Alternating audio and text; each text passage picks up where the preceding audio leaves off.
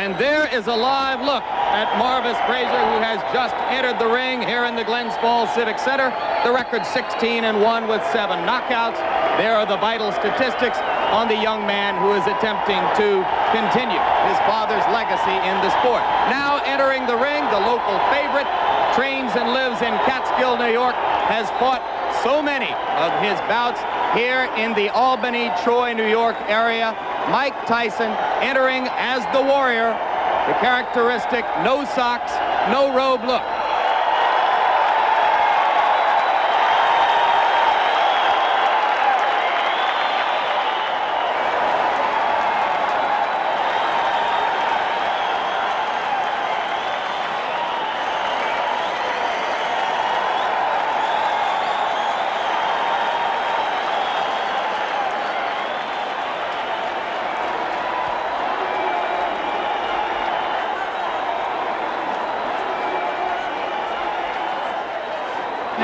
Joined by our ABC Sports boxing expert, Alex Wallow.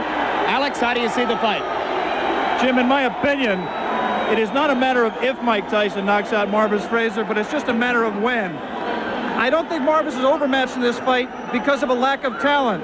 Since being knocked out by Larry Holmes, he has reestablished himself as a heavyweight to be contended with wins, as we saw earlier, over the likes of Quick Tillis and Bone Crusher Smith. He can fight. The reason I and a lot of other people don't think he can win against Tyson is the fact that his style is made to order for Mike. Like his father, Marvis relies on pressure and stamina and intensity to beat an opponent, but that aggressiveness is just perfect for a bomber like Mike Tyson. Remember, as great as Joe Frazier was, when he faced a tremendous power man like George Foreman, he got bounced around the ring like a rubber ball. His pressure style was suicidal against Foreman, and I think that's the case here today with Marvis and Mike Tyson. As an amateur, Marvis did show ability as a boxer, and he does have that tremendous heart of a Frazier. And there are people who think that if Marvis can move and survive the early rounds, Mike Tyson will get tired and frustrated as he did against Quick Tillis. But Tyson is now confident in his ability to go 10 rounds, and he saw against Mitch Queen. I don't see that as a problem. All right, very quickly, let's look at the tail of the tape. You will see that Frazier has a reach advantage of about 6 inches, which will probably be nullified if he comes forward toward Tyson, as we expect him to do. Round 1 is about to begin. The referee is Joe Cortez. In New York State, scoring is done by 3 judges. The referee does not score, scoring on the round system, supplemental 4-point scoring system if the rounds wind up even, and the 3 knockdown rule is in effect. Tyson comes out slugging. He comes out smoking like Marvis's father, Joe.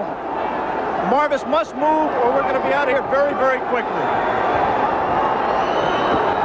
Uppercut, and Marvis is hurt. Frazier is down. Joe Cortez moves in to have a look, and he's going to stop the fight. It did not last 20 seconds. Tyson goes over to take a look at Marvis Frazier, obviously quite concerned. A terrific uppercut. The same punch with which Tyson knocked out Jesse Ferguson the first time you saw him here on ABC Sports. Watch the uppercut, the right uppercut. We're going to show it to you in just a moment. Right now, there is Jim Jacobs, yes. Manager of Mike Tyson talking to him. 30-second knockout sensation. Watch the right hand of Mike Tyson. Marvis in the corner and trapped. There it was. Just clipped him right on the chin. The left was unnecessary. Marvis is badly hurt at this point.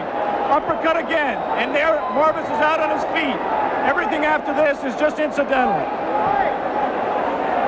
The Frazier camp had expressed confidence before the bout. You wonder if they truly believed that Marvis could handle this kind of an attack. You see that stiff left hand, that jab that Mike has not shown too much. The jab backed Marvis up into the corner. A second jab kept him there for those right uppercuts.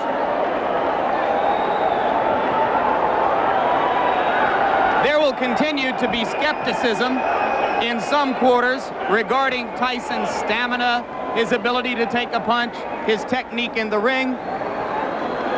But with each succeeding bout, any skepticism about his punching power has to evaporate. And the good news is I believe Marvis Frazier is standing up. There's a big crowd in that corner of the ring. Mike Tyson is going back over there now. We'll take another look live at what is happening in the ring after you finish seeing this third replay of the very quick knockout. As ring announcer Paul LaFleur announces the knockout, Mike Tyson gives his respects to Marvis Frazier.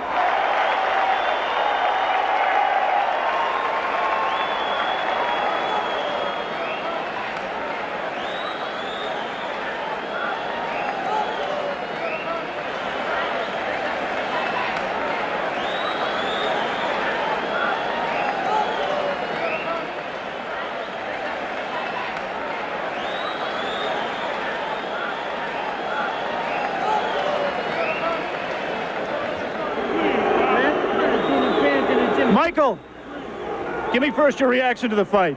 The fight, I was confident. I trained real hard with my trainer, Kevin Rooney, who I owe a great deal to. And I came out and I was confident. I knew the fight. I felt it deep in my heart. I was going to stop him in the first round. Did you know from watching tapes of him that you could hit him with the uppercut? No, that's my favorite punch. And I watched the time, and I knew from my trainer telling me, as he throws his punches, he bends down. And I knew that would be perfect for my uppercut. I planned on working the body more, but I saw the opportunity, and it looked too good to go away. You stuck him back in that corner with the jab, Mike. Is that jab going to become a big part of your repertoire as you go along? Almost definitely. Me and my trainer have been working constantly on the jab.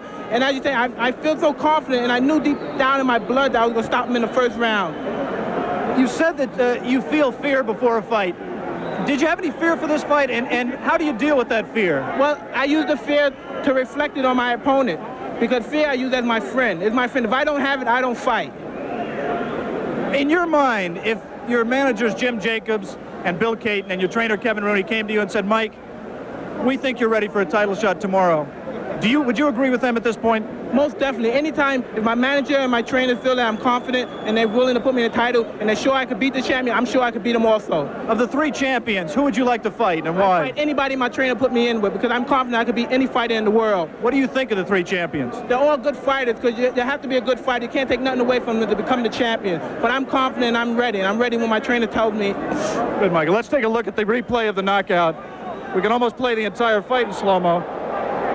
Here you're putting it back in the corner. There's the jab flicking out. Again, the jab. And here comes the uppercut. Watch, look, everything's precise. I watched his hand come up. Watch him come down. As soon as he come down, boom! Look at that. Watch him come down. I knew he would come down. Get ready to say boom again, Michael. All right, boom. Look, and now look. Boom, come on. Boom, again. I'm going to hit him one more time. I like to hit him. Missed with that one, I would have killed him. What can I say? What can I say? That's all she wrote. Missed with that one. Kevin Rooney, Mike Tyson's trainer. What do you go back in the gym when he gives such a perfect performance? How can you tell him he's got to improve? Well, I'm going to tell him that he could have went to the body a little bit more. You know, at 30 seconds, it's hard to get any criticism, but he could have worked the body a little bit more. Tremendous uppercut. He looked sensational, Kevin. Congratulations to you. Thank you very much. He's ready. He's ready to fight anybody in the world. Let me talk to Jim Jacobs, the co-manager of Mike Tyson. Jim, first of all, quickly, is a Larry Holmes fight in the works as Mike's fight later this year? Oh, most definitely. It's a fight that when we meet with Larry and his people, we're going to work out the terms and conditions. That will be Tuesday of this week? Well, in the middle of the week, we're going to meet with them, yes, and it's something that we will work out for the future. Absolutely. Congratulations on a sensational showing by your fighter. Well, thanks Jim. Very much. Now let's go back down to Jim Lampley at ringside. Alex, the second defeat of Marvis Frazier's career, both of them one-round knockouts, one at the hands of a man who was heavyweight champion at that time. Now this one at the hands of a man who many believe will soon be a heavyweight champion.